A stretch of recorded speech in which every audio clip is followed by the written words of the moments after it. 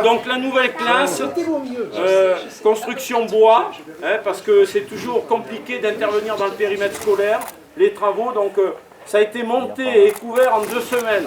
Bon, après il y a eu les finitions, bien sûr, voilà, et la cour d'école qui a été totalement reprise, désimperméabilisée, pour mettre l'accessibilité et des plantations qui ont été faites cette semaine. Voilà, lundi pour être précis. Voilà, donc allez. Avant de couper, mesdames, messieurs, je vais dire quelque chose. Non, parce que moi j'étais un site et je sais très bien que si je coupe, vous allez vous mettre à parler et l'attention ne sera plus là. Donc, voilà. Aux gosses, il ne fallait jamais leur distribuer de papier quand on avait quelque chose à leur dire. C'est pareil pour les adultes. On parle et on distribue les papiers après. Alors, moi je voudrais vous dire, Madame la Ministre, Monsieur le Sous-Préfet, Monsieur le Sénateur, chers collègues et chers amis, je vais devoir vous quitter. Je suis venu ici parce que tout ce que l'on a vu ce matin correspond exactement à ce que je pense, à savoir le rôle des collectivités. Je pense que les collectivités, elles sont en train de réparer la République. Les collectivités, face à l'individualisme, elles montrent qu'on fait des choses collectives, des choses pour tout le monde. Et elles ont un rôle formidable et il ne faut pas les abandonner et il ne faut pas leur baisser les moyens comme c'est le cas pour les départements aujourd'hui. Voilà le message que je veux faire passer et dire à Lionel et à l'ensemble des élus de Borgard que franchement vous faites du bon boulot dans cette commune. Madame la Ministre, je m'en vais pour de bonnes raisons. J'espère. Je n'ai pas inauguré la rénovation de la maison de la Boétie à Sarlat. J'ai préféré lâcher Étienne de la Boétie, qui pourtant avait écrit un magnifique discours sur la servitude volontaire, pour faire plaisir à Lionel et aux gens de Terrasson, mais aussi pour vous rencontrer, Madame la Ministre. Et puis, je repars à l'instant, j'ai déjà 20 minutes de retard, parce qu'on va inaugurer la médiathèque à Sarlat, qui est une médiathèque intercommunale, en présence de Monsieur le Préfet de région. Donc, vous voyez, je n'ai que des bonnes raisons. Et maintenant, je coupe. Allez, voilà. On inaugure l'aire de jeu et de rencontre et les équipements sportifs en même temps. Voilà. On est prêt pour les photos? Allez, c'est coupé. Merci. Alors ici, on inaugure 2 choses. La désimperméabilisation du sol, où on a mis des enrobés drainants et des places de parking engazonnées. Et on inaugure aussi la mise en accessibilité des WC publics, parce qu'on avait des WC turcs qui étaient d'un autre siècle et qui étaient vraiment inadaptés pour les personnes à mobilité réduite. Et là, voilà, on a mis tout inox, carrelé jusqu'au plafond par notre employé communal, que je remercie de son implication, il est par là. Voilà, donc, on a quelque chose maintenant qui est vraiment présentable. Monsieur le sous-préfet, c'est à vous. Allez, voilà, deuxième...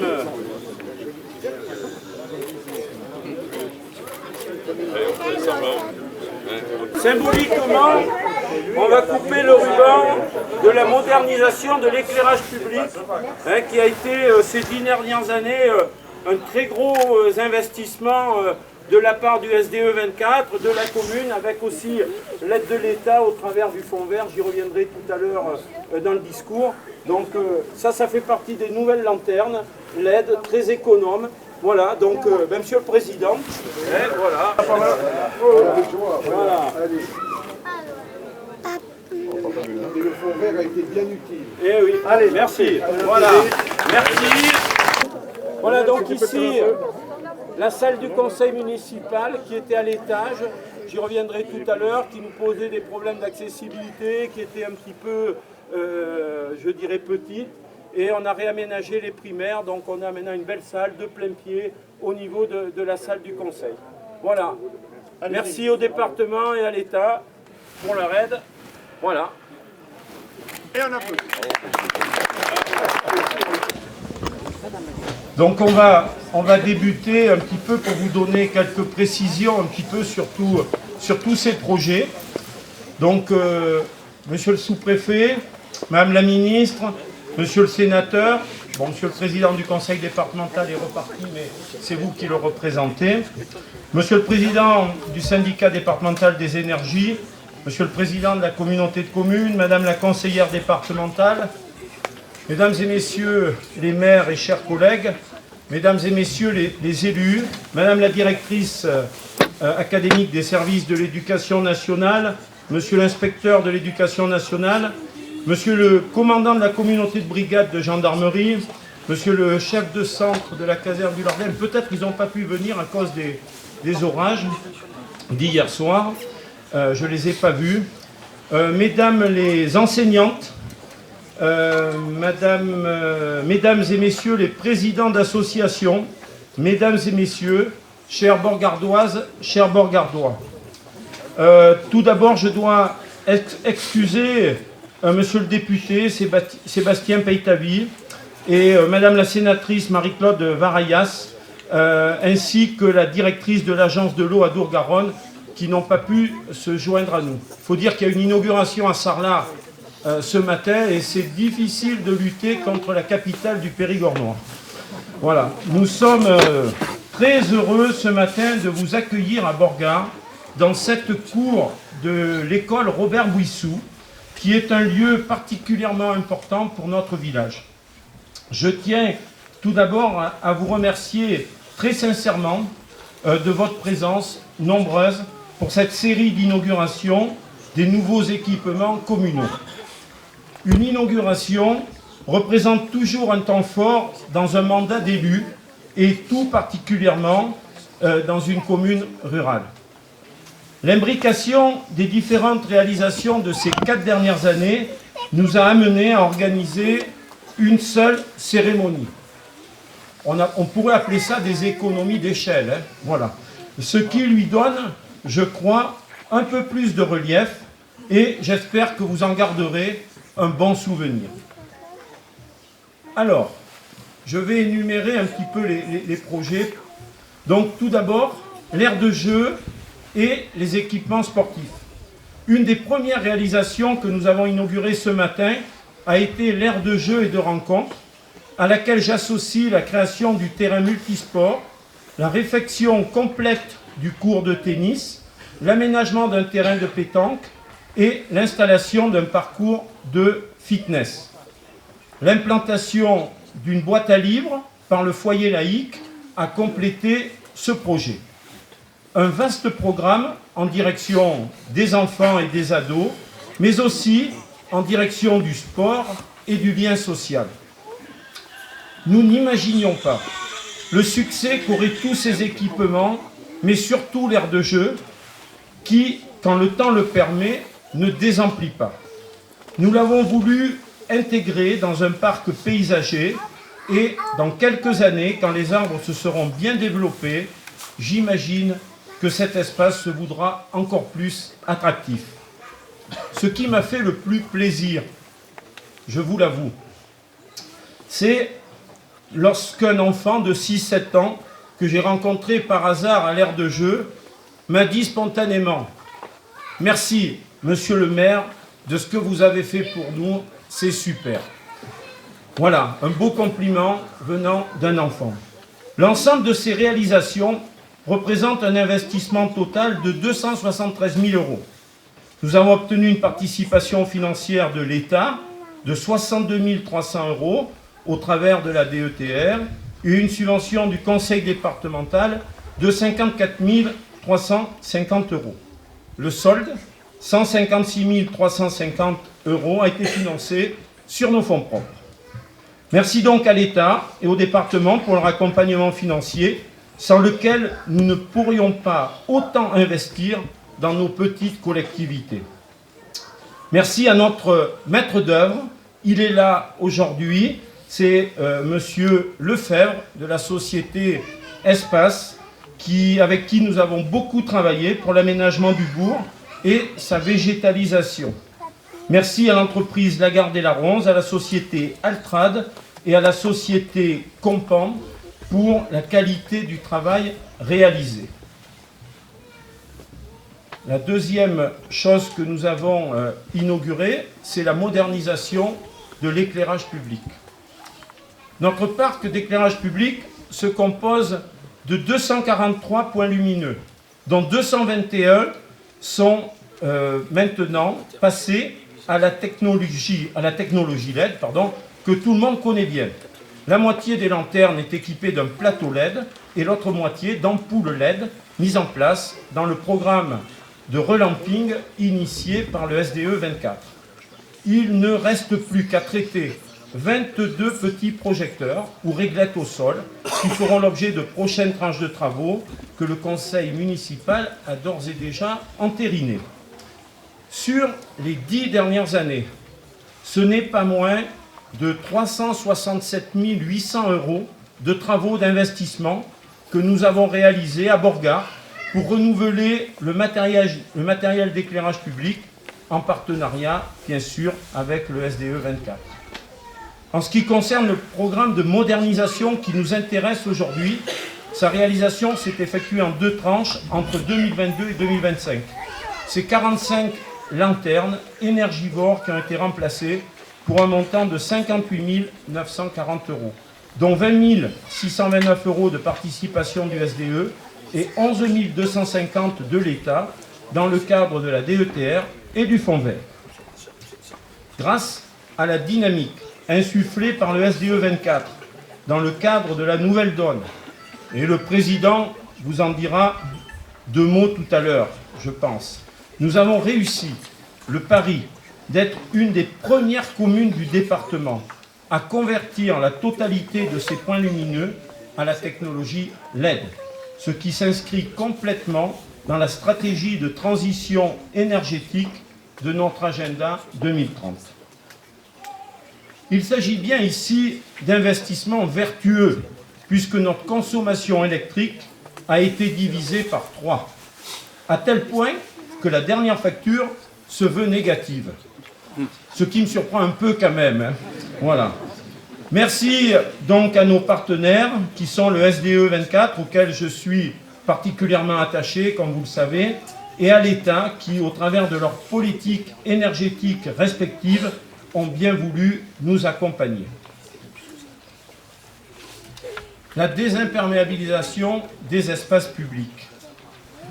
Depuis plusieurs années, nous avons pris conscience qu'il était plus cohérent de permettre à l'eau pluviale de s'infiltrer sur place plutôt que de la canaliser vers des exutoires qui font augmenter brutalement le débit des ruisseaux. Lors de l'aménagement d'un précédent lotissement, nous avons créé des noues d'infiltration végétalisées qui fonctionnent très bien. Quand nous avons créé l'aire de jeu, que nous avons inauguré ce matin, une partie du parking a été enherbée sur un mélange terre-pierre et le résultat se veut très satisfaisant.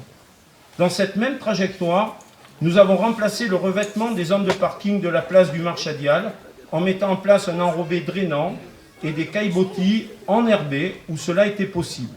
Le ruissellement inexistant, là aussi, permet au sol de se recharger en eau. Nous avons poursuivi avec le traitement de la cour de l'école, 1000 m² tout de même.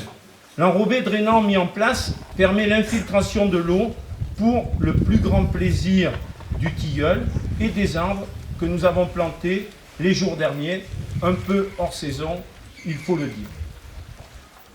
Cela dit, peut-être que les flaques qui servaient précédemment de pâte aux joies aux enfants nous vaudront quelques doléances. On verra après la rentrée.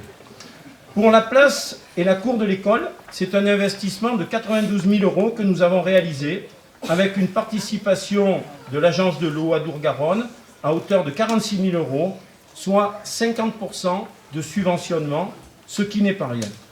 Merci donc à l'agence de l'eau pour son accompagnement et à l'agence technique départementale pour son aide au montage du dossier. Félicitations à l'entreprise Lagardère-Larance pour la qualité du travail et surtout le respect des délais, puisque la cour a été goudronnée, bien sûr, pendant les vacances cet été, et il fallait que ce soit fait pour la rentrée. Donc, merci à eux. Dernière chose, la mise en conformité PMR, personnes à mobilité réduite, des bâtiments communaux. Comme beaucoup de collectivités, nous partions de loin. En 2007-2008, quand le Conseil général, ça s'appelait comme ça à l'époque, de la Dordogne, a fait réaliser une étude diagnostique sur l'ensemble des communes du département, l'ampleur des travaux engagés pour notre village paraissait effrayante. Mais, comme dit l'adage, là où il y a de la volonté, il y a un chemin.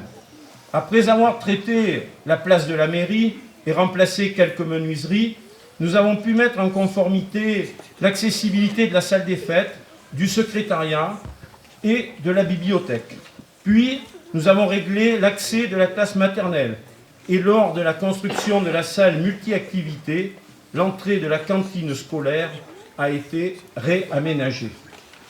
Il restait à traiter la problématique de la salle du conseil et des mariages, située à l'étage de la mairie, de la classe du cycle 3, des WC de l'école et des WC publics. Aujourd'hui, c'est chose faite, comme vous avez pu le constater par vous-même. Cela passait par la construction d'un nouveau bâtiment et une redistribution des locaux. De fait, maintenant, la salle du conseil et des mariages, située sur le même plan que le secrétariat de mairie, se veut pratique, vaste et particulièrement agréable. J'espère qu'elle sera un lieu fécond de réflexion et qu'elle permettra aux élus de prendre des décisions pertinentes dans les années à venir. Pour ce qui est du bâtiment scolaire qui est derrière vous, pour le public, il s'agit d'une construction bois, plus rapide à monter et mieux isolée qu'une construction traditionnelle. Grâce à la couleur beige du bardage et à sa couverture en ardoise, son intégration paysagère est particulièrement réussie. La classe, mise en service au mois de mai dernier, se veut plus spacieuse que l'ancienne, lumineuse, fonctionnelle et aussi très confortable grâce à son dispositif de climatisation. Son équipement répond pleinement aux technologies modernes avec son tableau numérique interactif associé aux tablettes de la classe mobile numérique acquise récemment grâce à une subvention d'éducation nationale. C'est pas si souvent, il faut le dire. Voilà. Nous avons également doté toute l'école d'un dispositif de sécurité, alerte, intrusion, confinement, rendu obligatoire dans le cadre du PPMS. Ça ne vous dit pas grand-chose, eh bien c'est le plan particulier de mise en sûreté donc des bâtiments. Comme il se doit, l'école dispose maintenant de toilettes répondant aux normes PMR et accessibles depuis le préau à côté de la classe. Ainsi, notre groupe scolaire offre désormais des conditions d'accueil idéales et sécuritaires pour les enfants. En tout cas, ceci démontre, une fois de plus, que nos communes rurales n'ont rien à envier à certaines grandes villes.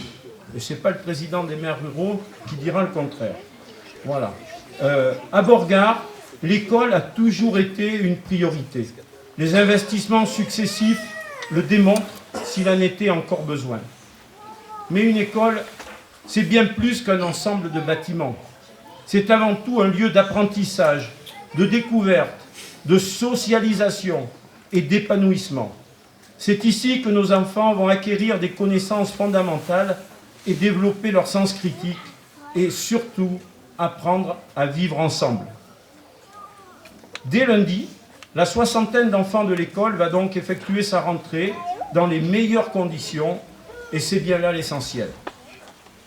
C'est au final un investissement de 268 350 € que nous avons réalisé pour cette mise en conformité.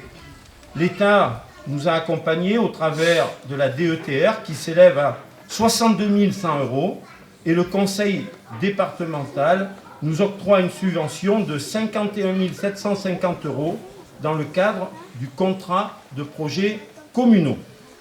Les 154 496, pour être précis, restants, sont pris sur nos excédents cumulés. Je remercie nos partenaires financiers, l'État et le conseil départemental, pour leur participation qui se veut capitale dans ce type d'opération. Je remercie notre maître d'œuvre, l'architecte du cabinet MAD, et les entreprises qui ont mené à bien ce chantier qui a duré un peu plus d'une année. Je remercie les enseignantes pour leur compréhension et leur collaboration, avec une mention particulière pour la fresque réalisée au printemps par les élèves du cycle 3 sur le thème du développement durable qui, au-delà du message transmis, égaye bien la cour de récréation. Je remercie le conseil municipal qui a soutenu ce projet ambitieux qui n'était pourtant pas prévu en début de mandat. Je remercie aussi les élus pour leur contribution au déménagement, travaux annexes et même au ménage. Tout particulièrement Michel Chouznou, adjoint aux travaux, qui s'est beaucoup investi sur cette opération. Merci à l'ensemble du personnel communal et à tous les élus qui ont travaillé avec ferveur pour préparer cette belle journée. Vous pouvez les applaudir.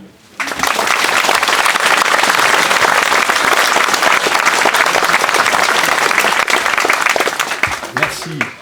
Pour terminer, si on fait la synthèse, c'est pratiquement 700 000 € de travaux que nous avons inaugurés aujourd'hui et qui vont conforter, je l'espère, la qualité de vie dans notre commune ainsi que son attractivité. Enfin, pour conclure, je reprendrai la citation que l'on attribue au cardinal de Richelieu, même si celle-ci a déjà été utilisée par plusieurs gouvernants. La politique, c'est l'art de rendre possible ce qui est nécessaire.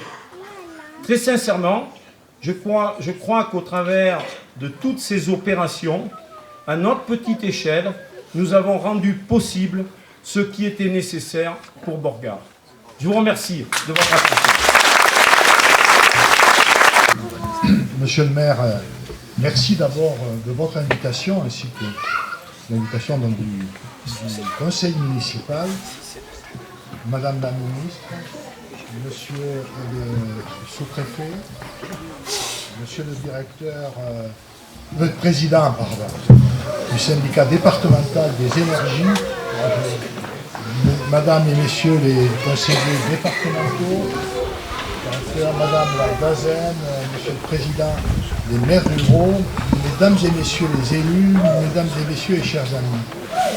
Alors rassurez-vous, je ne vais pas prendre la parole deux fois, hein, je vais la prendre en tant que représentant du département, mais aussi au titre de sénateur. Ce que vous venez d'indiquer, monsieur le maire, c'est vraiment un programme de mandature, même si ça n'a pas été décidé au départ, mais c'est aussi la capacité des élus de s'adapter aux besoins. Et là, on voit ici, à Beauregard de Terrasson, qu'il y a un travail remarquable qui a été fait et qui démontre que dans nos communes rurales, on est capable, pour peu qu'il y ait cette synergie des financements entre la collectivité porteuse des projets, mais aussi l'État, je ne dis pas l'État, le département, et donc les conseillers départementaux qui appuient et qui portent les projets de leur territoire, et puis le SDE, parce qu'on retrouve le SDE dans beaucoup de projets qui apportent ce complément de financement et qui permet finalement de présenter un ensemble de travaux qui est remarquable. Remarquable, qui donne l'envie aux citoyens de continuer bien sûr à vivre à Beauregard, mais surtout d'attirer des personnes qui finalement cherchent un lieu de résidence dans lequel tous les services peuvent être trouvés. Et c'est le cas ici. Moi je ne vais pas tout reprendre ce qui a été fait, simplement dire deux mots sur ici l'école, parce que je suis comme tous les élus très attaché à l'école de la République, à l'école républicaine, à l'école laïque. C'est là où, comme beaucoup d'entre vous, j'ai fait mes premières armes, et puis ensuite, bien sûr, en continuant. Et je veux aussi dire au service de l'éducation nationale le plaisir que j'ai à travailler, et notamment avec madame la directrice, parce qu'il y a toujours ce souci au niveau des services de regarder l'immédiat, ce qui doit être fait pour la rentrée. Chaque année, il y a bien sûr, dans un département qui perd, qui vieillit, pas le seul département rural, mais qui perd un certain nombre d'enfants, toute cette difficulté d'adapter les effectifs en termes d'agents de l'éducation nationale avec les besoins des communes, mais aussi de regarder ce que sera, ne serait-ce que le moyen terme, à 3-5 ans, que sera la carte des écoles dans 3 ou 5 ans et d'avoir ce souci d'anticiper. Et je remercie Madame la Directrice d'avoir cette ouverture d'esprit qui nous permet, nous élus, de regarder et de voir ce qui peut être fait dans les années à venir. Alors moi je ne vais pas être plus long, vous dire que le département, bien sûr, côté de l'État, des collectivités, la région, quand c'est les compétences de la région, mais aussi l'USDE, est là pour rendre possible, vous l'avez dit, ce qui est nécessaire. Et ici, vous avez fait un travail remarquable. Et monsieur le maire, franchement, je vous félicite. Et puis, je vous prie de m'excuser de mon retard, parce qu'avec le président du département, nous avons inversé. J'étais ce matin à la maison de la Baie ici, et lui a rejoint Sarlat, et moi, je vous ai rejoint ici.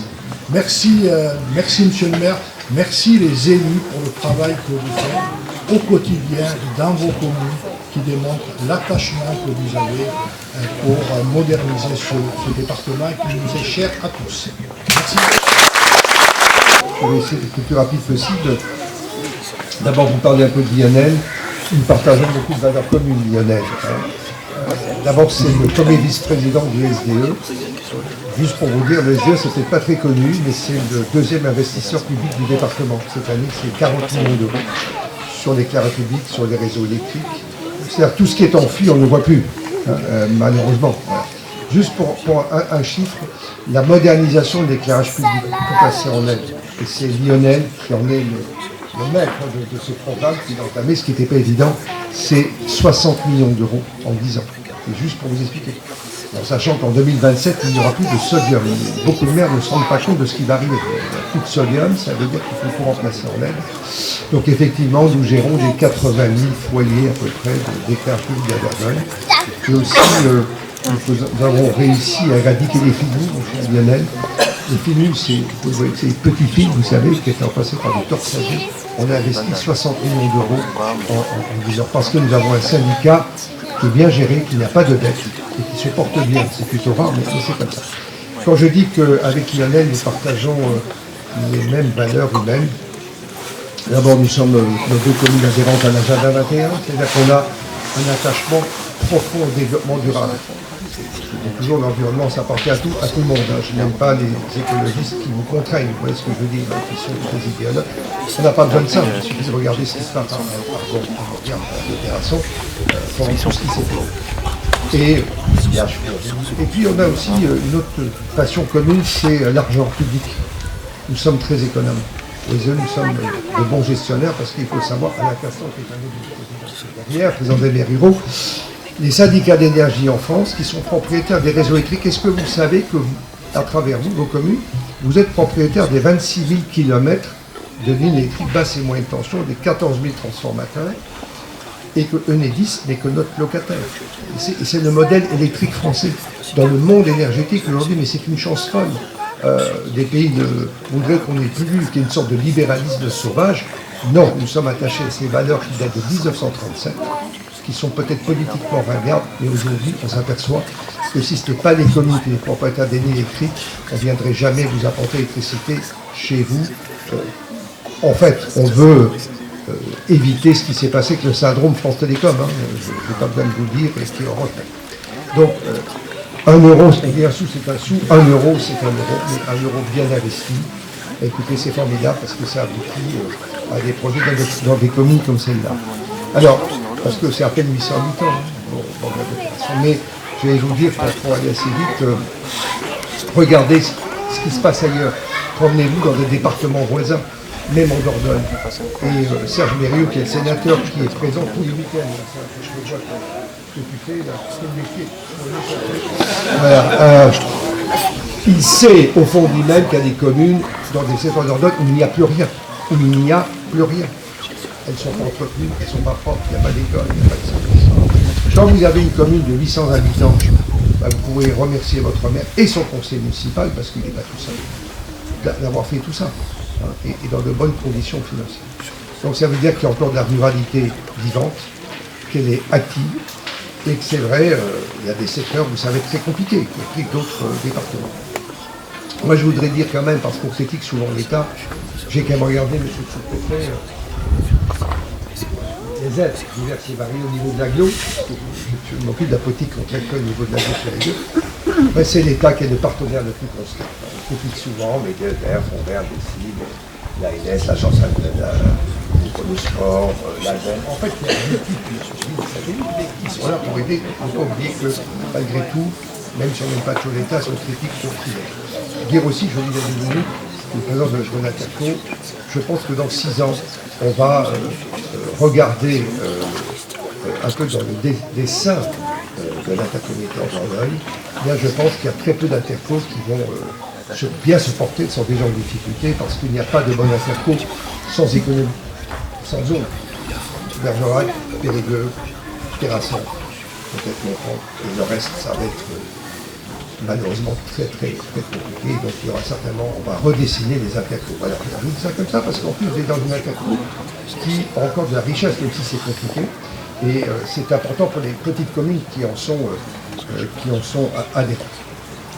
Je vous dire un dernier exemple, on a parlé de l'ISD, moi je vais vous donner 2 actions qu'on avait définies. Parce que vous savez qu'en Dordogne, quand vous construisez une maison, ou un bâtiment, c'est les SDE qui amènent l'électricité au bord de votre terrain et on le fait gratuitement à votre place. C'est nous qui payons toutes les extensions en souterrain. Déjà, on ne voit pas. Tellement c'est le propriétaire qui doit payer. Ou la commune. La commune, c'est fini, maintenant la loi l'a changé. C'est le propriétaire. Encore aujourd'hui, c'est le SDE qui prend en charge toutes les extensions pour diminuer la charge. Et puis, un autre petit exemple, hein. Regardez, quand vous prenez à travers des villages à Dordogne, il n'y a plus beaucoup de fils électriques dans les villages.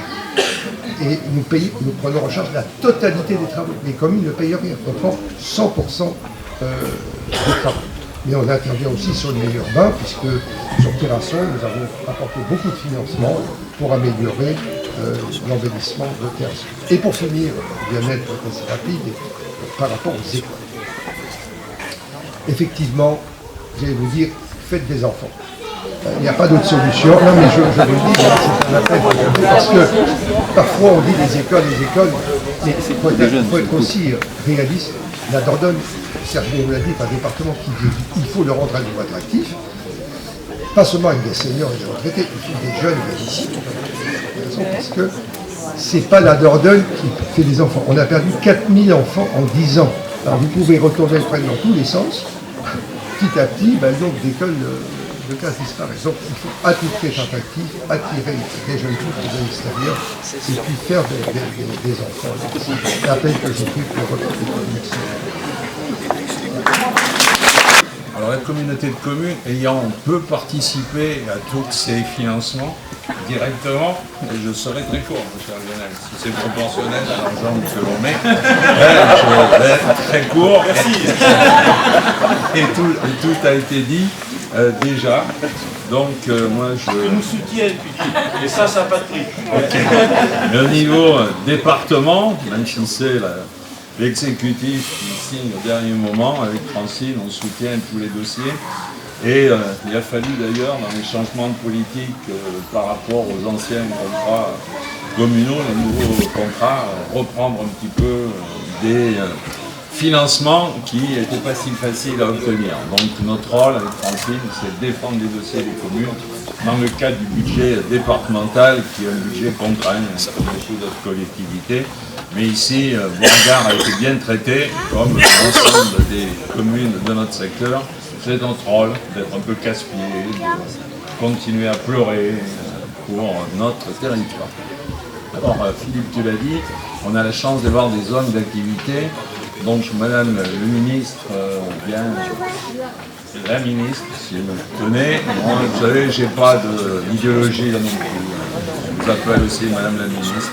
Si en plus, si vous intercédez pour qu'on ait des aides, vous aurez tous les titres que vous souhaitez. Voilà, et c'était un peu dans ce cadre-là, Madame la ministre, que nous avons, et on peut y penser aujourd'hui, alors par rapport à tout ce qui a été dit, je souscris à tout ce qui est fait, et qui est important aujourd'hui dans tous les grands dossiers sociétals. C'est l'environnement, c'est l'écologie, c'est les écoles, c'est le loisir, c'est la démocratie aussi, c'est ça le conseil municipal, la démocratie est importante. Donc au-delà de tout ça, ça a été dit aussi, il faut de l'argent. Et pour avoir de l'argent, il faut des zones d'activité.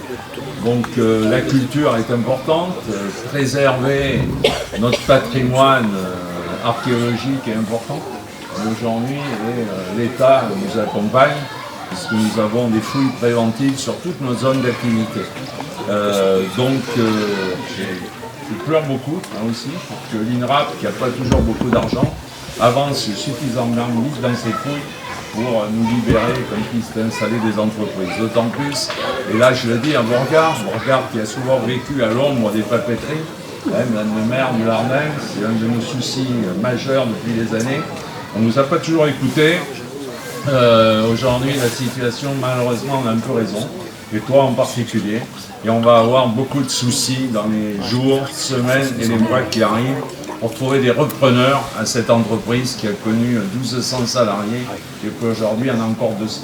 Donc je crois que ça ne sert plus à rien de rapiécer ce qui est trouvé. Il va falloir trouver de nouvelles solutions, de nouvelles entreprises qui relancent du dynamisme dans le maire sur ces 35 hectares et sur ces 10 hectares couverts qui était le poumon économique de ce territoire. Et si Bourgard s'est développé, c'est certainement que les gens venaient respirer le bon air ici et s'installer. Donc ça serait dramatique si on ne trouve pas de solution. Donc l'État nous a accompagnés avec le rebond industriel, avec les plans de revitalisation, et les bureaux d'études nous ont permis d'avoir des contacts avec les entreprises. Maintenant, on demande à tous de nous aider à les installer. Et c'est à ce prix-là qu'on continuera à faire vivre la démocratie dans le milieu rural, de développer les services à la population. Et la communauté de communes, pour sa part, y contribue. Et donc, notamment sous l'amicale insistance de Lionel, de Roland Moulinier, on a créé un fonds qui permettrait d'accompagner modestement, mais d'accompagner les communes dans leur projet. Donc voilà, tout n'est pas aujourd'hui catastrophique, nous avons de l'espoir, nous avons de la volonté, et comme tu l'as dit, quand il y a de la volonté, il y a du chemin, donc nous continuerons à avancer sur ce chemin. Voilà, merci. Mais on a la preuve effectivement d'un maire qui se bat pour la ruralité, comme on le fait tous aujourd'hui. C'est difficile, c'est compliqué.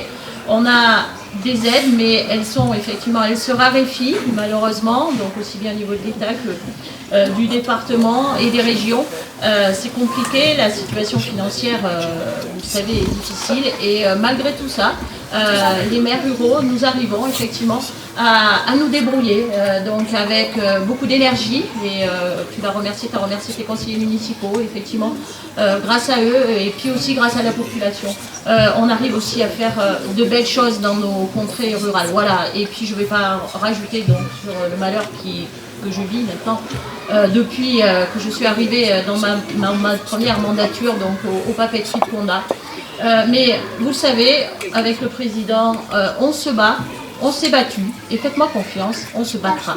Voilà, et ce qui arrive aux papeteries, pour moi, ce n'est pas normal, c'est du pillage industriel, c'est de la mauvaise stratégie industrielle. On l'a dénoncé il y a 2 ans. Malheureusement, on ne nous a pas écoutés. Ce qui arrive aujourd'hui était prévisible quand vous partez sur un marché qui était saturé, avec des prix qui sont trop bas. Voilà ce qu'il arrive. Donc aujourd'hui, l'entreprise est en difficulté financière et on va essayer, et on met tout ce qui est en œuvre avec les unités syndicales également pour trouver une solution. Et on a une entreprise vraiment performante avec des compétences. Nombreux d'entre vous ici y ont travaillé ou y travaillent encore. Et croyez-moi, on se battra jusqu'au bout. Merci Lionel pour tout ce que tu as fait, ainsi que tes équipes. Merci. Monsieur le maire, je précise tout de suite que vous aurez un nouveau sous-préfet le 15 septembre.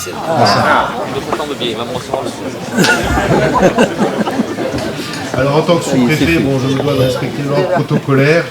J'ai l'habitude de saluer d'abord le maire qui nous accueille, monsieur le maire, madame la ministre, monsieur le sénateur, madame et monsieur les conseillers départementaux, monsieur le président de la communauté de communes, mesdames et messieurs les maires, mesdames et messieurs les élus, monsieur le président de l'association des maires ruraux,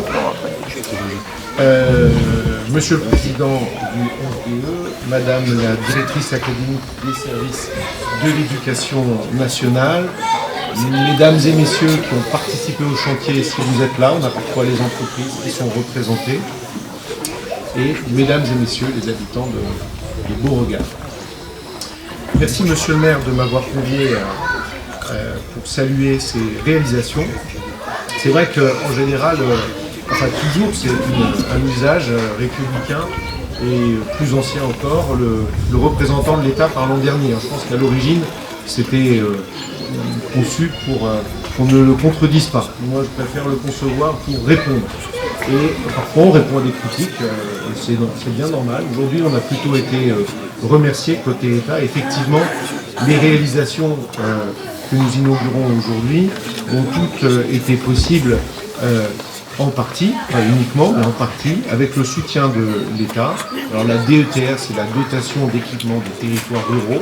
C'est notre subvention généraliste pour les communes et les communautés de communes. Le fonds vert, qui est le fonds alloué à la transition écologique. Et nous l'avons fait en ce qui concerne la DETR grâce à une enveloppe constante.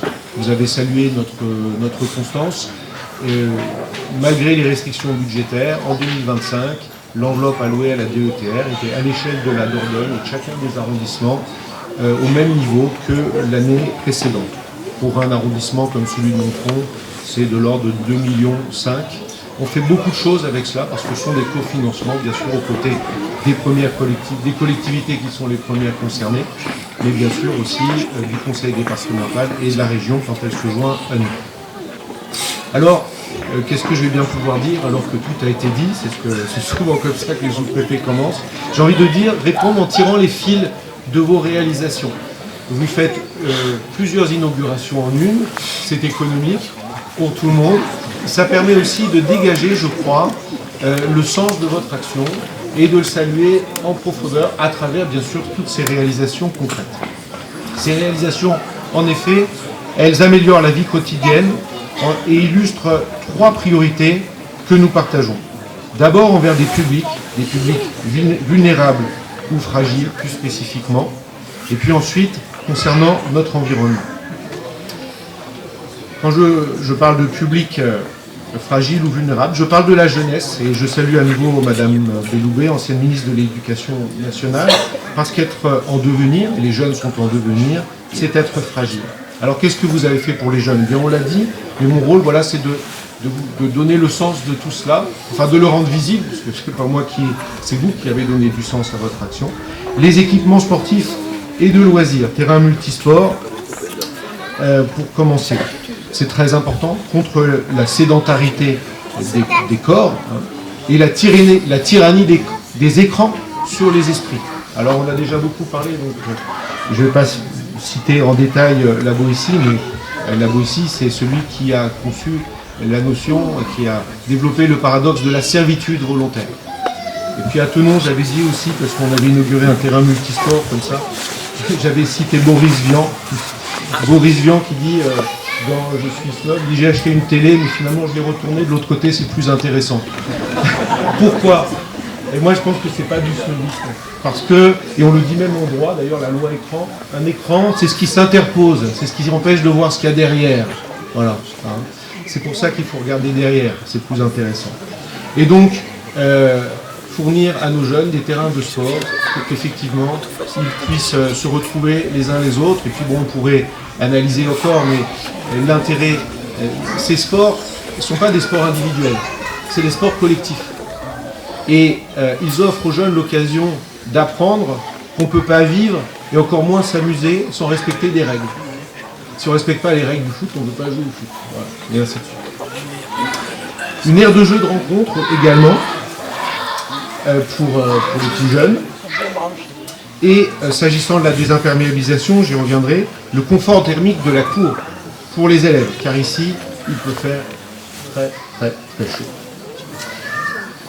Autre public vulnérable et fragile, les personnes à mobilité réduite, qu'elles soient en situation de handicap, c'est d'abord à elles qu'on pense, et c'est très important, notamment cette année où nous fêtons l'anniversaire de la grande loi sur l'accès aux droits des personnes en situation de handicap, mais aussi certaines personnes malades, et encore des personnes tout simplement âgées.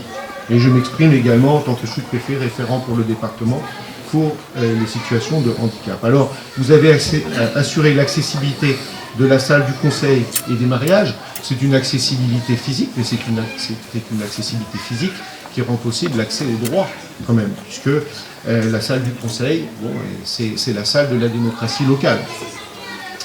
Vous avez aussi, je l'ai lu, même si on ne l'a pas inauguré aujourd'hui, assuré l'accessibilité de votre église.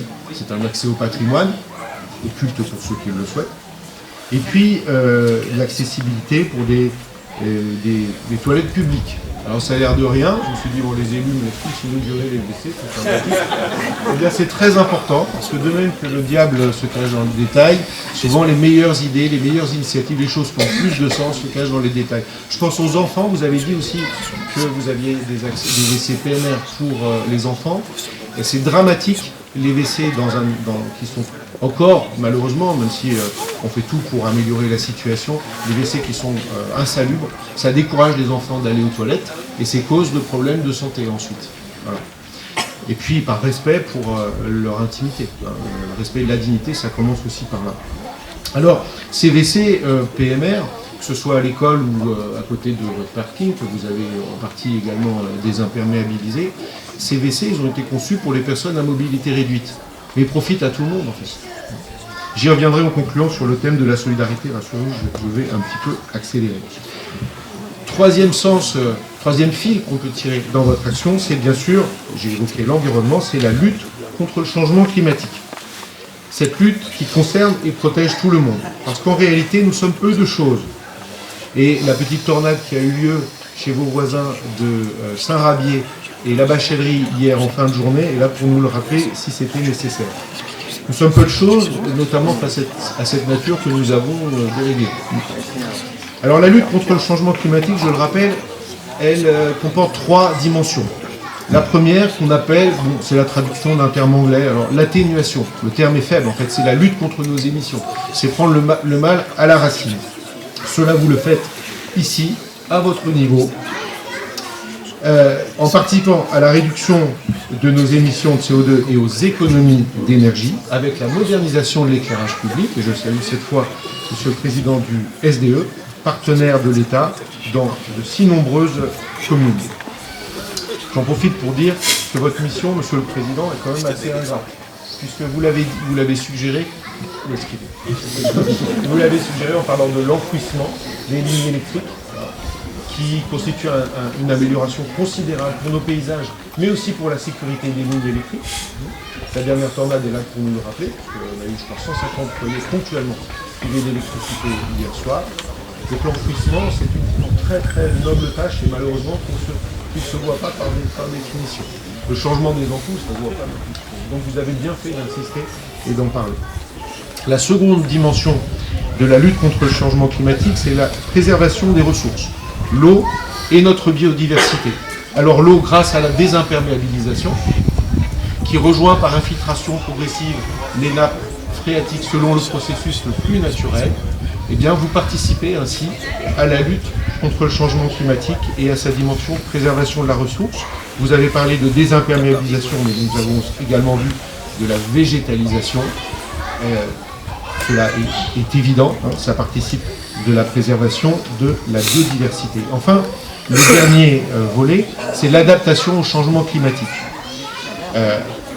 Les experts scientifiques ont doté l'État et par suite les collectivités d'une récente trajectoire de référence pour l'adaptation au réchauffement climatique. Elle prévoit plus 4 degrés en France à l'horizon 2100. Une moyenne de plus 4 degrés, contre plus 3 dans le monde. L'Europe fait partie des parties du monde qui vont se réchauffer le plus rapidement. Et en France, davantage des massifs montagneux que d'autres endroits. Mais enfin, j'ai évoqué la mini-tornade d'hier, nous y sommes déjà.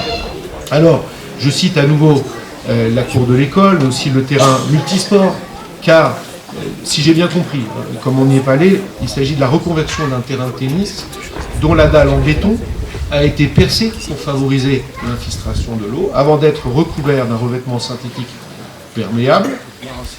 J'ai lu le dossier que m'a fourni la sous-préfecture de ce phare-là, et vous aviez bien rempli votre dossier pour votre demande de subvention, c'est les éléments dont vous disposez, et que j'ai analysé.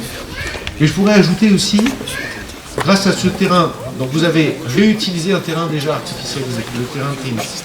Et sur un terrain de sport, vous en avez fait 3 ou 4. Un multisport, il y a handball, mini-foot, volley et basket. 4 en un. Donc, vous avez limité l'artificialisation des sols. Et en plus, c'est une artificialisation relative, car elle n'exclut pas la perméabilité du sol. Voilà. Or, les sols, vous le savez tous, parce que vous l'entendez sans cesse, mais il faut rappeler et bien, situer ces notions dans l'ordre des choses. Les sols participent également à la lutte contre le changement climatique en capturant le carbone, a fortiori s'ils sont végétalisés. Alors face à notre vulnérabilité des enfants, des jeunes, des personnes à mobilité réduite parce que l'âge, parce que le handicap, parce que la maladie, mais notre vulnérabilité à nous tous, et j'ai encore une pensée pour vos voisins de la Bachellerie et Saint-Rabier, même si l'épisode n'a pas été aussi dramatique qu'à Nadaillac, si on se met à leur place, une toiture abîmée, c'est quand même ensuite beaucoup de boulot et beaucoup de frais. Eh bien, face à notre vulnérabilité, solidarité de l'État envers les collectivités territoriales et de toutes les collectivités publiques, État, collectivités territoriales envers notre population, et ce dans des détails parfois très concrets, c'est ce qui illustre parfaitement votre action. Et cette solidarité, elle existe aussi, si j'ose dire, horizontalement. Là, j'ai parlé de l'État vis-à-vis des collectivités, les collectivités vis-à-vis de leurs administrés, mais horizontalement. Les WC-PLR, j'ai montré, ça profite à tout le monde en réalité. Ça profite à tout le monde. Parce que, voilà, c'est plus pratique, et puis on a fait du neuf, on a assaini. Ensuite, vous n'avez pas pris le temps parce qu'on était un peu pressé de l'expliquer, mais c'est très intéressant. Vous avez utilisé une place de l'école qui est de plein pied par rapport à la place de la mairie pour assurer l'accessibilité de la salle du conseil municipal et des mariages. Et en compensation, vous avez créé une nouvelle classe avec des matériaux écologiques. On pourrait repartir pour un tour, mais tout cela est extrêmement vertueux pour votre école qui ne perd pas d'élèves. Voilà. Donc je salue votre action, monsieur le maire, et je vous remercie.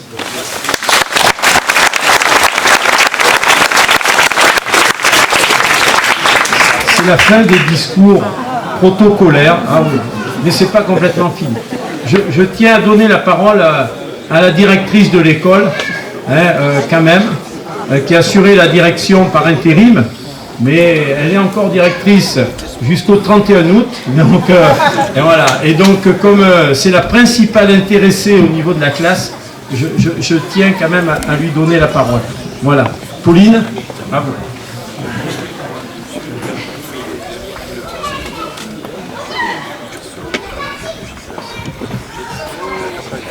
Madame la ministre, monsieur le sénateur, monsieur le sous-préfet, madame la directrice d'académie, monsieur l'inspecteur, mesdames et messieurs les élus, monsieur le maire, chers parents et chers élèves. C'est avec beaucoup de joie que nous nous retrouvons aujourd'hui, peu avant la rentrée, pour inaugurer cette nouvelle classe et découvrir ensemble les magnifiques transformations de notre école. Tout d'abord, je tiens à remercier monsieur le maire et la municipalité pour leurs investissements et leur écoute. Grâce à eux, nous avons la chance d'enseigner et d'apprendre dans des locaux modernes, agréables, pleins de rangements, avec une grande salle connectée et climatisée qui améliore notre confort au quotidien. Mais l'école, ce n'est pas qu'une salle de classe, c'est aussi un lieu de vie pour notre soixantaine d'élèves, d'où l'importance de ce projet d'embellir la cour. Nos élèves ont eu l'opportunité unique de travailler avec un artiste graffeur, de réfléchir ensemble sur le thème du développement durable et de laisser leurs traces sur un mur de leur école. Notre projet vient ainsi compléter celui de la mairie, de végétaliser la cour. Nous sommes donc ravis de voir que notre cour va devenir plus verte, plus ombragée, plus accueillante et invitera au jeu autant qu'au respect de la nature. Je souhaite enfin remercier les parents d'élèves pour leur présence aujourd'hui et bien sûr adresser un immense bravo à nos élèves pour leur créativité et leur enthousiasme. Donc merci à tous et à très vite pour débuter cette nouvelle année scolaire. Je prends la parole pour dire que notre maire ne nous a pas tout dit. Il ne nous a pas tout dit. C'est un modeste, il est modeste, il est fier de sa commune, mais il est modeste pour lui-même. Mais enfin, il ne nous a pas tout dit. Il n'a pas dit qu'au titre de la promotion du 14 juillet dernier, Madame la préfète de la Dordogne lui a décerné la médaille d'honneur régionale, départementale et communale à l'échelon de Vermeil. Et tout ça pour récompenser ses 30 ans d'engagement, un peu plus même, au service de notre commune, dont 25 ans en tant que premier magistrat. Alors, si on compte bien, et si je compte encore bien, il me semble que c'est la moitié de sa vie que j'ai déjà consacrée à la collectivité.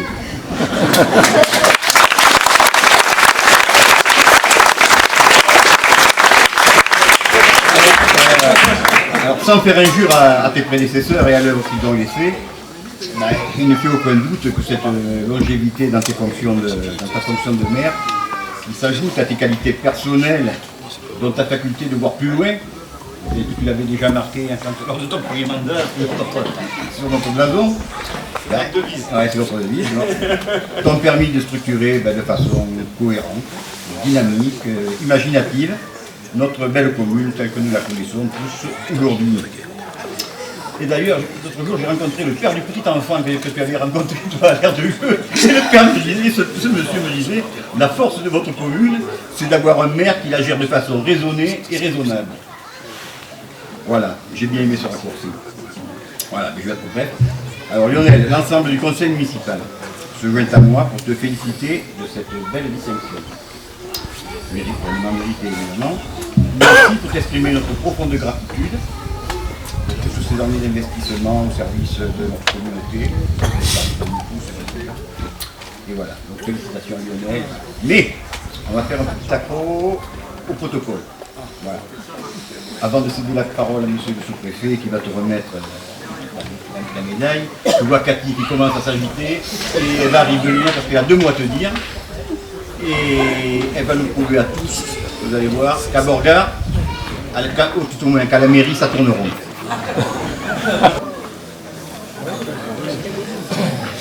Voilà Lionel, la part du conseil municipal, il était secrétaire. C'est toute une symbole, tu vas voir, c'est il faut jouer, oui.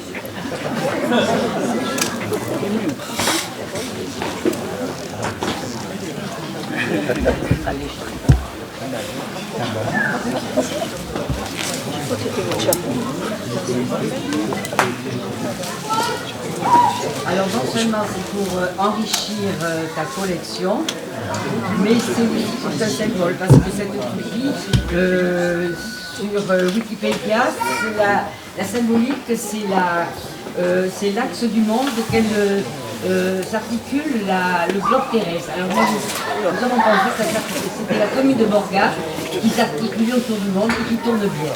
Voilà, donc avec toute notre amitié. Voilà pourquoi je vous disais que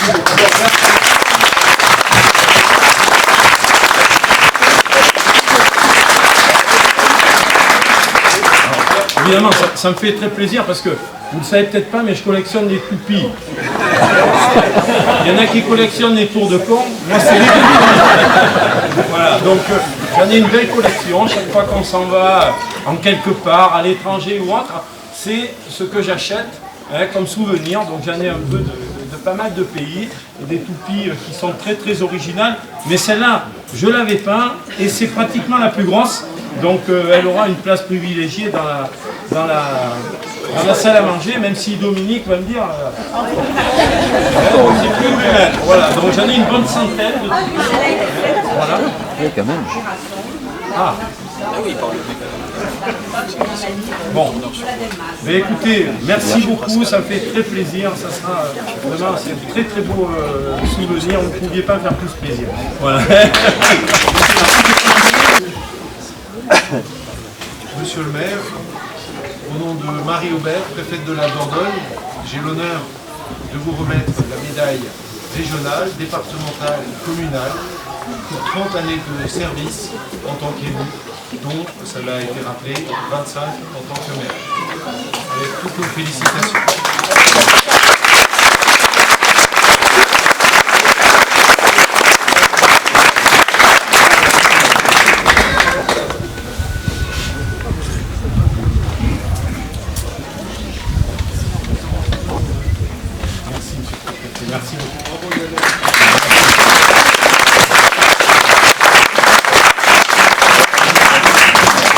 Bon, 30 ans de mandat, ça ne me rajeunit pas, hein, évidemment, mais je vous rassure, la motivation est intacte. Voilà, c'est bien là l'essentiel. Voilà, donc vous savez, être maire d'une commune rurale, c'est pas tous les jours facile, et mes collègues qui sont là aujourd'hui, le président des maires ruraux, le savent bien, c'est pas toujours facile parce que d'abord, on n'a pas des grands moyens, on n'a pas les moyens qu'ont les grandes villes. On est en prise directe avec la population et quand ça ne va pas, évidemment, on le sait rapidement. Voilà, donc, voilà. Mais c'est aussi, être maire d'une commune rurale, c'est aussi avoir beaucoup de satisfaction. Hein, quand on peut faire avancer les choses, quand on peut améliorer le quotidien des gens, quand on peut avoir fait des réalisations qu'on a pu mettre en œuvre à Borgard, c'est beaucoup de satisfaction et collectivement, hein, puisque effectivement, ça a été rappelé, le maire il n'est pas tout seul et j'ai la chance d'avoir un conseil municipal qui est très soudé, voilà, et qui effectivement est très actif également. Voilà, donc voilà un petit peu ce que je voulais dire. Cette médaille, je veux la partager avec toutes les équipes qui m'ont accompagné effectivement ces 25 dernières années. Voilà, toutes les équipes municipales. Bon voilà, il y a beaucoup de premiers adjoints qui sont là. Une pensée pour Michel Bordery, qui est malheureusement en maison maintenant, qui a aussi beaucoup travaillé pour la commune à son époque. Voilà, et donc je veux la partager avec toutes les équipes. Je veux la partager aussi avec ma conjointe, avec Dominique, parce que être maire d'une commune, c'est aussi pas mal de contraintes qu'on fait un peu subir à la famille, parce que on vit au rythme de la commune. Et quand Dominique Bousquet met une réunion à 18h30, elle me dit à quelle heure on va manger encore ce soir. Voilà. Donc voilà. Donc non, mais bon, c'est vrai que effectivement, voilà, faut penser quand même beaucoup à la famille. Et c'est vrai que bon, voilà. Mais bon, elle me soutient beaucoup et je la remercie beaucoup. Voilà.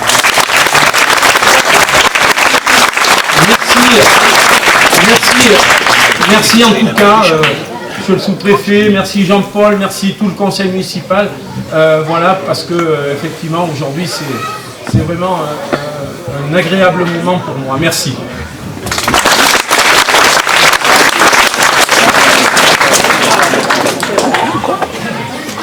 Bon, je vais appeler maintenant monsieur Guy Bouissou pour terminer cette séquence. Madame la ministre est là, donc voilà.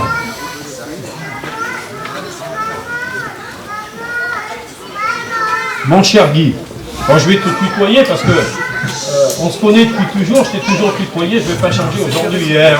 Voilà, bon.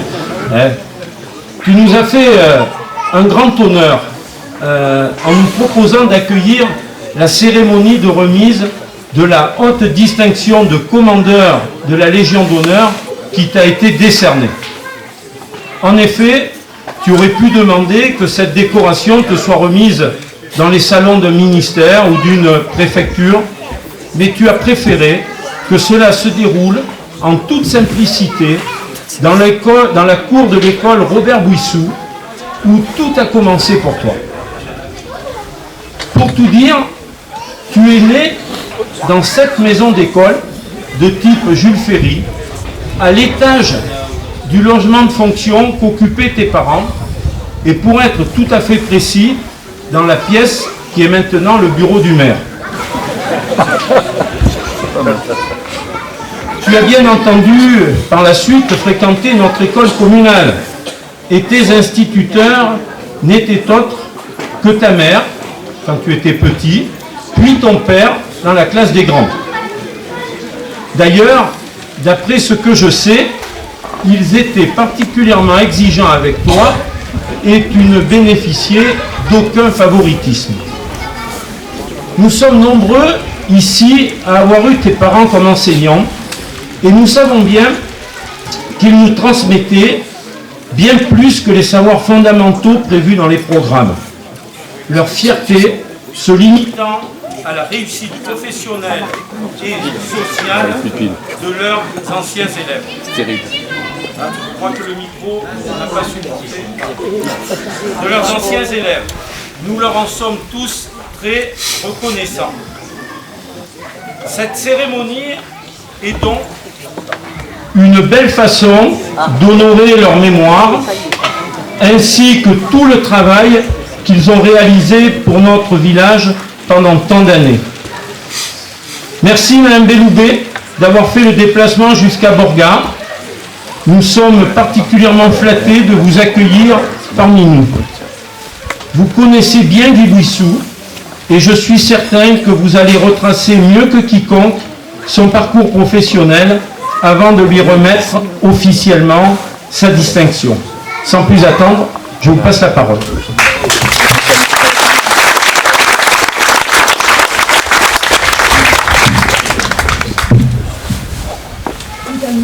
Mesdames et messieurs les élus, monsieur le sous-préfet, mesdames et messieurs les présidents, directeurs, mesdames et messieurs, monsieur le maire.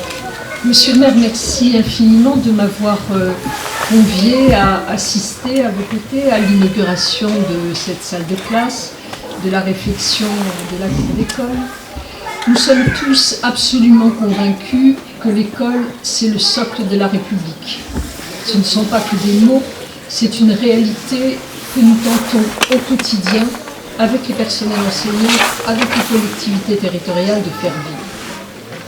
Je suis donc vraiment très honorée et très émue en tant qu'ancienne ministre de l'Éducation nationale, mais surtout en tant que professeur, puisque c'est mon vrai métier, d'être ici à vos côtés. Je suis également très honorée de pouvoir partager ce moment avec Guy Bouissou, auquel je dois tout, je vous le dirai dans un instant. Guy Bouissou, c'est un des personnels de l'Éducation nationale, parmi les 1,2 million de personnels de ce ministère, de ce service public, 1,2 million de personnels auxquels s'ajoutent les personnels que les collectivités territoriales adjoignent à nous pour exercer nos missions. Un parmi ces 1,2 million, mais un qui est unique, Guy, il faut ici le préciser, unique à bien des égards.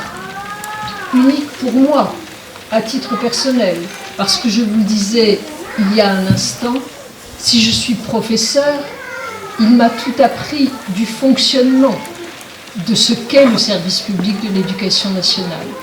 Et à ce titre, je lui dois vraiment, vraiment beaucoup. Il est unique aussi parce que, travaillant pour ce ministère à diverses responsabilités, il a développé une conception de ce que doit être l'éducation nationale. À la fois exigence pour les élèves, bien-être pour les élèves et les personnels, et également appui à nos enseignants, notamment en termes de formation. Pour moi, ce sont les trois piliers sur lesquels repose l'éducation nationale, et Monsieur le maire, contribuez à vivifier ces piliers par ce que vous avez ici édifié et construit avec les autres partenaires.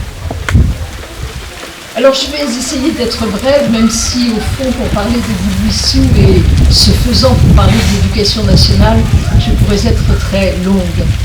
Mais je vais être brève parce qu'au fond je n'aime pas tellement les discours de remise de décoration. Je ne les aime pas parce qu'ils sont par nécessité ou enjeu. Verriez-vous, remettant dire du récipiendaire que vraiment, non, pas bon quoi. Non, ça n'est pas envisageable. Donc je trouve que ces discours sont par définition un peu parfois hypocrites, mais ici, et je le dis clairement, ce que je vais vous dire est vrai et est juste. Et si Guy Bouissou a été élevé au rang de commandeur de l'ordre de la Légion d'honneur, c'est je crois pour trois caractéristiques qui font de lui l'homme qu'il est: son engagement, sa curiosité et son dévouement. Trois mots qui, me semble-t-il, s'applique vraiment à ce qu'est Guy Buissou, l'engagement. Au-delà de l'éducation nationale, Guy Buissou est d'abord, me semble-t-il, un bâtisseur d'humanité.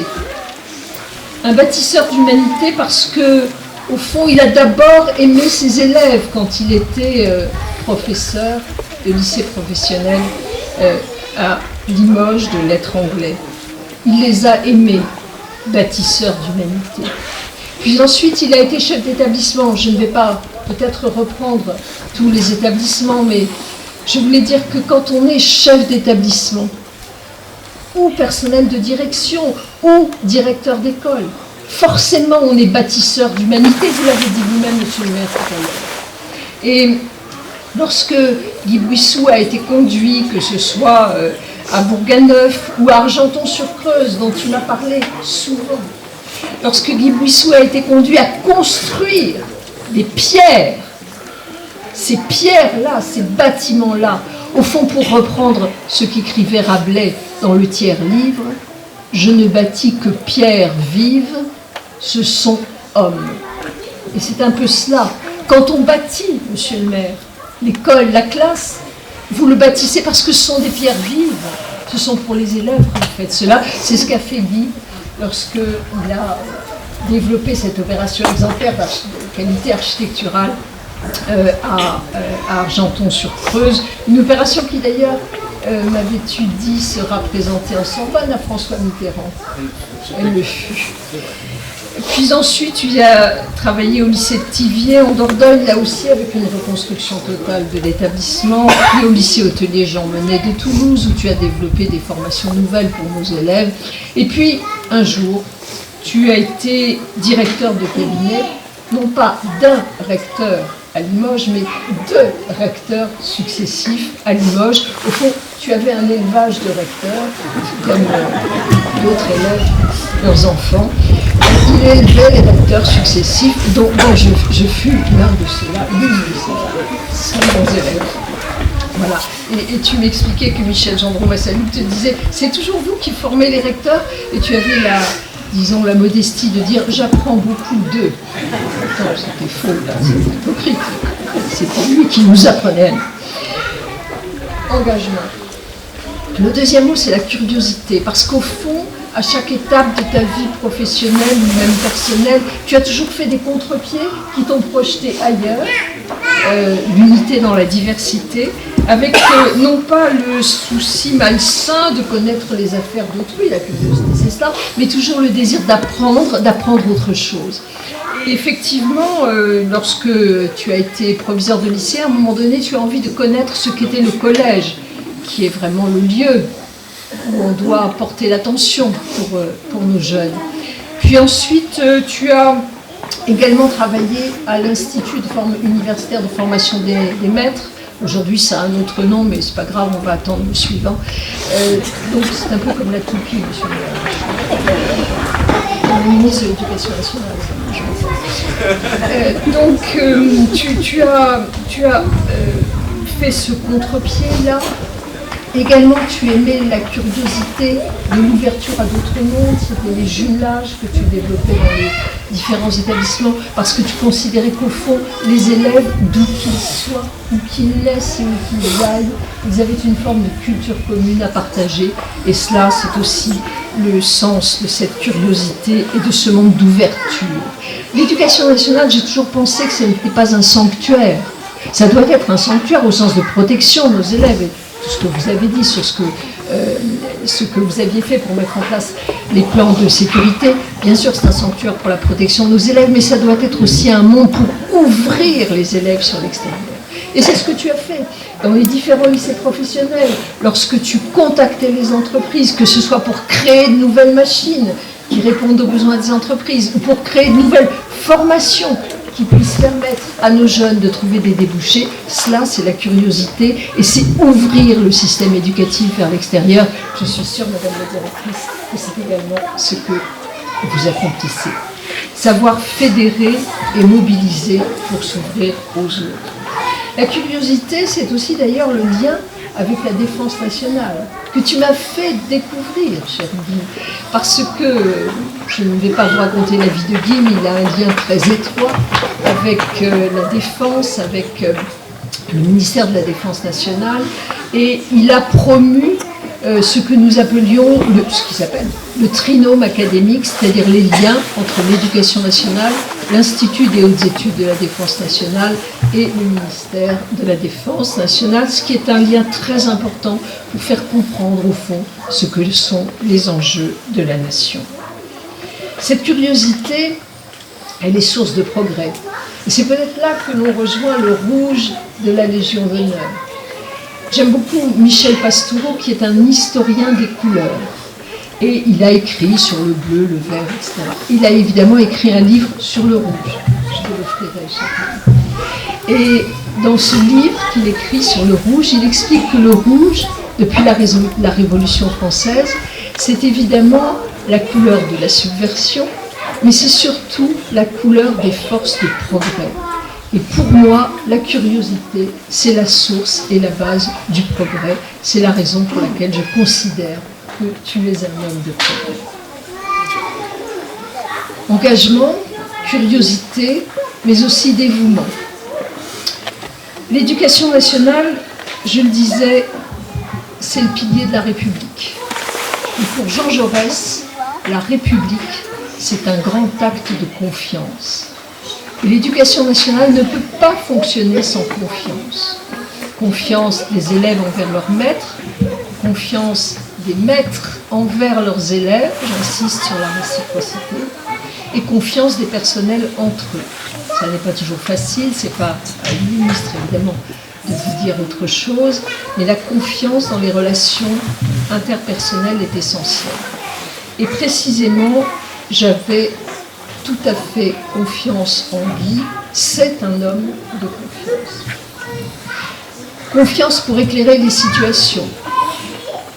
Lorsque j'ai été nommée rectrice de l'Académie de Limoges, je ne savais à peine ce qu'était la fonction de recteur, et donc il m'a tout appris, il a éclairé cette fonction-là, qui est une très belle fonction.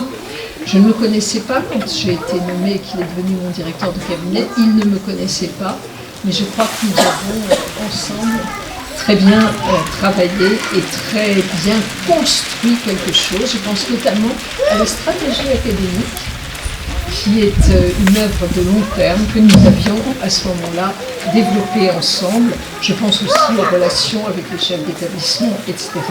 Et ça, nous le faisions dans nos bureaux qui étaient conjoints, ou bien quand nous prenions un petit café place de Nuit-du-Sou à Limoges, par exemple. Confiance également pour négocier. Quand vous êtes recteur, vous devez négocier évidemment avec les élus, négocier, pas au sens contractuel du terme, mais négocier dans la relation. Et là, Guy a été très précieux également dans la compréhension du système politique local. Et confiance également pour résoudre des situations conflictuelles. Je pense notamment à une affaire de mœurs, je ne sais pas si tu t'en souviens, dès le début de mon arrivée à Limoges, qui avait été très compliquée à résoudre. Et aujourd'hui, pour résoudre ces situations conflictuelles, tu as précisément fait le choix d'être médiateur de l'éducation nationale.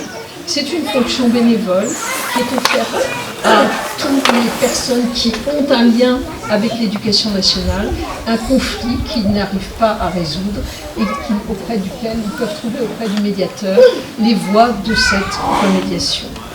Donc, pour ce dévouement, ce sont les mots de fidélité et de confiance qui me viennent à l'esprit, au-delà même des mots, une vraie fidélité par-delà le temps, simplement dans la présence. Voilà ce que je souhaitais dire de Guy Buisson. Je ne terminerai pas sans dire que c'est également un homme qui est engagé, c'est le premier mot que j'ai employé, en tout temps et en tout lieu, mais engagé pour Beauregard. Alors sans doute est-ce l'enracinement dans cette ville, avec, vous le rappeliez, monsieur le maire, son père, évidemment, qui a joué un rôle important dans ces lieux où il a habité, mais aussi pour la collectivité, en étant maire pendant de nombreuses années.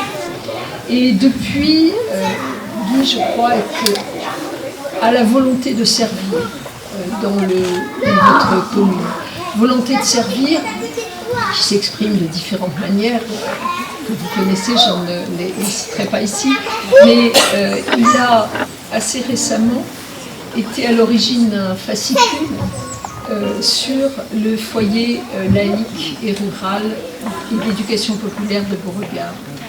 Au-delà du film qui a permis d'expliquer ce qu'est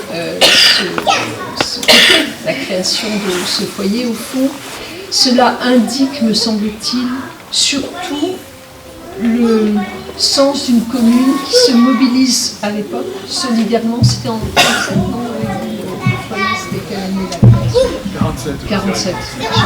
J'ai 10 ans. Oui, c'est après-guerre. Donc, la solidarité d'une commune autour des valeurs qui sont les valeurs de la laïcité, de la solidarité.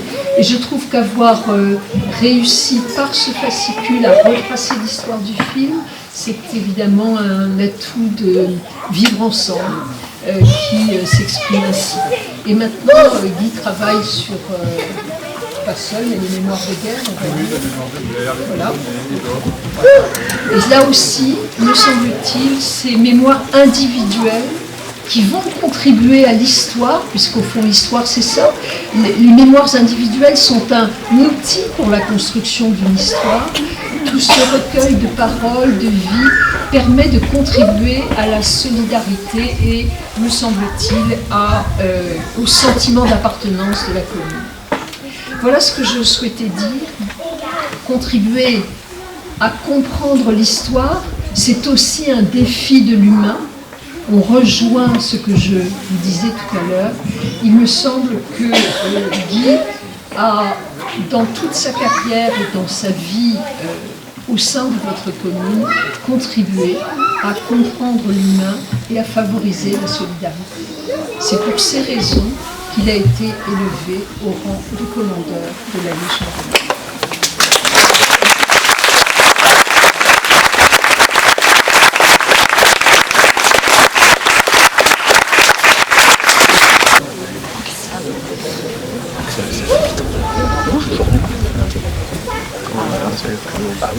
Selon le protocole fixé par la Grande Chancellerie de la Légion d'honneur, il me revient de remercier ceux et celles qui ont compté pour mon concours, pour mon parcours. Et je le fais évidemment bien volontiers. Mais en préambule, cher Nicole, je te remercie d'être venu ici parmi nous. Et je te dis combien je suis touché, et évidemment qu'il ne le serait pas, par les mots que tu as prononcés à mon niveau. Et je le suis d'autant plus que c'est toi qui les prononces. Mais voilà, quand même, ici, il y a pas mal de personnes, qui me connaissent un peu. Et en dépit de ton talent, de ta conviction, je veux bien le croire, eh bien, elle relativise ses propos. Et c'est très bien ainsi. Parce que, comme on dit parfois, il ne faut pas s'y croire. Bon. Et puis, de plus, je ne manque pas de savoir que les temps et les circonstances peuvent aussi modifier très sensiblement l'échelle des valeurs. À cet égard, puisque mes cousins sont là, certaines, je pense à mon grand-père Léopold Chavanet. Il fut fait chevalier de la Légion d'honneur. Il était artilleur, maître pointeur à Verdun. Verdun, c'est 160 000 morts du côté français, ordre de grandeur. Eh bien, les cadences de tir étaient si élevées que le tube de son canon a explosé. Il a perdu une jambe. Les circonstances qui entourent les mérites sont moins tragiques. Mais si mérite il y a, à qui est-ce que je les dois? Eh bien, ça a été dit, il y aura des redites, mais la redite c'est la pédagogie. Bon. Alors à qui est-ce que je les dois? Eh bien, tout d'abord à mon école. Mon école c'est là. Voilà. Mon école primaire. Primaire parce que primordial.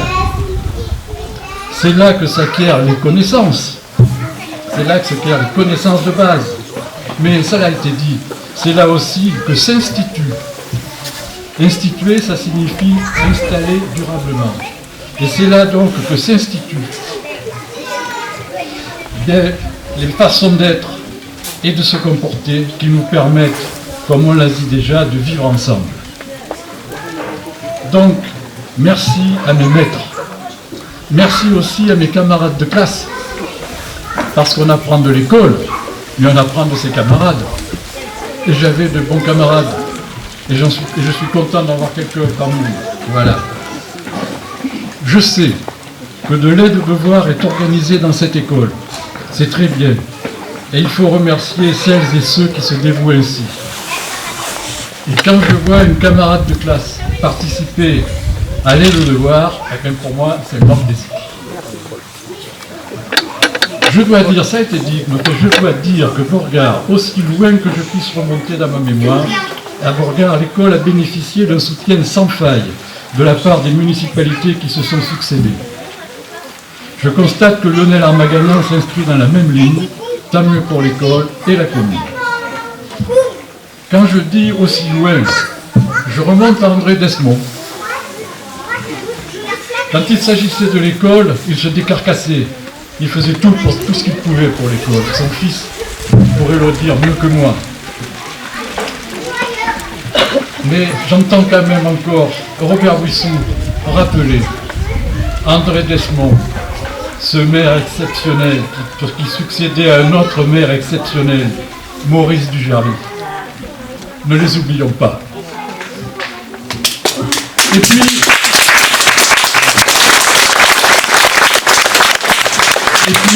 ces mérites, je les dois aussi au foyer. Le foyer laïque rural et d'éducation populaire. Il inscrivait son action dans le prolongement de l'école laïque. C'était un lieu privilégié où on pouvait commencer à prendre des responsabilités. Et c'est aussi un lieu de camaraderie, d'entraide, de solidarité. La solidarité, le ciment d'une société plus juste. Voilà. Autre temps, autre mœurs, la nostalgie n'est pas de mise. C'est pourquoi j'encourage et je remercie aussi ceux et celles qui se dévouent encore pour le foyer dans une société où l'individualisme semble progresser. Alors, l'école, le foyer, et vous? Quand je dis vous, certes, mais compte tenu du bon âge, vous et ceux et celles qui vous ont précédés. Parce qu'il y a un adage qui dit « Il faut tout un village pour élever un enfant ». Et j'ai grandi dans un bon village. Ces mérites, je les dois aussi bien sûr à mon entourage qui me supporte, à tous les sens du mot. Je n'ai pas mentionné mes parents, ce qui évidemment peut paraître d'autant plus déplacé que ce lieu porte leur nom, mais j'ai mentionné mes maîtres. Alors, pas de cumul, ils n'étaient pas cumulables. Je veux aussi souligner, ça a été dit, on n'est jamais seul, je veux aussi souligner la qualité des équipes avec lesquelles j'ai travaillé dans les divers établissements que j'ai dirigés. Alors là, je vous dirais, il est possible que cette cérémonie confirme le bien fondé d'une formule humoristique qui circulait effectivement dans un autre grand ministère que j'ai aussi connu. On disait « Engagez-vous, engagez-vous, vous ferez de grandes choses et vous en serez récompensés en la personne de vos chefs. » C'est de l'humour, bien entendu. Et puis, Nicole Belloubet. Les circonstances m'ont amené à travailler avec ses courants. Nous ne nous connaissions absolument pas, elle l'a dit. Oh, j'ai très vite compris à qui j'avais affaire. Hyper compétente, travailleuse infatigable, courageuse, exigeante tout d'abord envers elle-même, oui, une grande attention envers les personnels et les plus modestes, et tout ça avec une grande simplicité. Et puis, ce qui gouverne tout ça, je l'ai vu, c'est la volonté chevillée au corps de servir. Je dis bien de servir ses concitoyens et concitoyennes dans le strict respect des principes et règles d'un état de droit. un état de droit, peut-être la plus grande richesse que nous possédons. Que voulez-vous? Un tel exemple est motivant. On ne peut pas rester indifférent, on ne peut que s'engager. Elle a été bienveillante et patiente, je veux dire, patiente envers moi, ce qui m'a aidé à progresser. À cet égard, je peux dire, elle utilise une très bonne pédagogie. Elle vous fait croire que vous êtes bon et vous en devenez meilleur. C'est quand même magique. Je m'en tiendrai là, parce que de plus, elle est modeste. Et si je continue, je risque de me faire gronder pour rester poli, je ne le souhaite pas. Bon. Mais quand même, je vais quand même vous raconter une anecdote qui pour moi a du sens. Nicole Belloubet a quitté Limoges pour devenir actrice à Toulouse. Moi, je hantais toujours les couloirs du rectorat de Limoges. Un jour, quelque temps après son départ, je ne sais pas combien, je croise un matin une collègue, agent de service, on se connaît, on discute.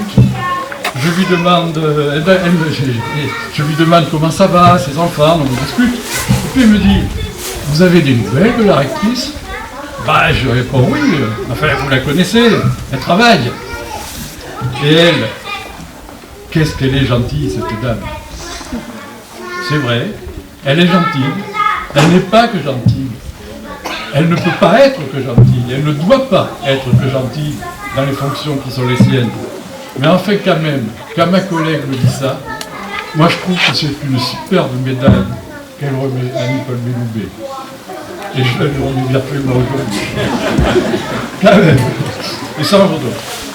Et donc, Nicole, l'insigne que tu m'as remis m'honore. Il m'oblige aussi à en rester digne.